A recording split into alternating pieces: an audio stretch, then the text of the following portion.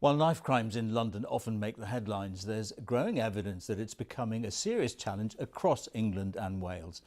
Nottinghamshire Police is the only force outside the capital to have a dedicated knife crime unit. Noel Phillips from the BBC's Victoria Derbyshire programme spent the day with them. So the officers just stopped the car on Bentinck Road and straight away they noticed a hammer in the vehicle. These specialist officers are responding to reports of a man with a deadly weapon.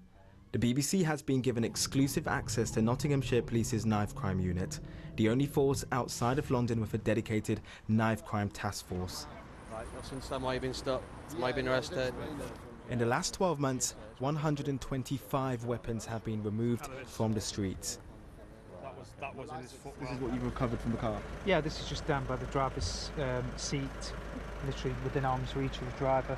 She claims there's a tool from his toolbox. Nearly 900 incidents involving knives were recorded in Nottinghamshire last year, compared to 794 the previous 12 months. We've had a load of changes to the way we're trained in first aid. We carry tourniquets in the vehicles now, and particularly in some of the armed response vehicles, defibrillation kits, tourniquets.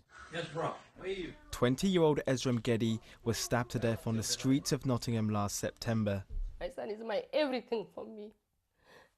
I miss my son. I'm crying every day, 24/7, I'm crying. Sega Rubet came to the UK from Eritrea in 2011, hoping for a better life. This is one of the last videos she has of Esram. Before, I'm ringing my son, he's not answering me. I'm sending text message, not answering. My body is shocking. What is going on, my son?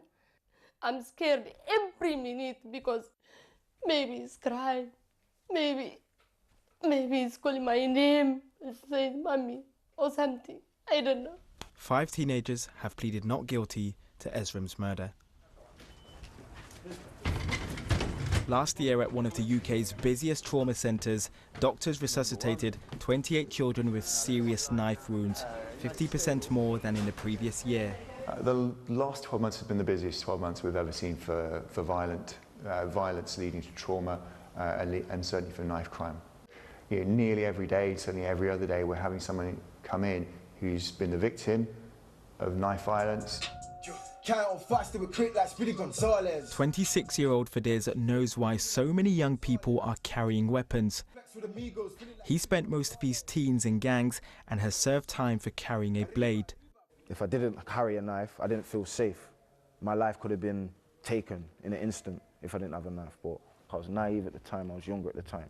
I used to think weapons are power.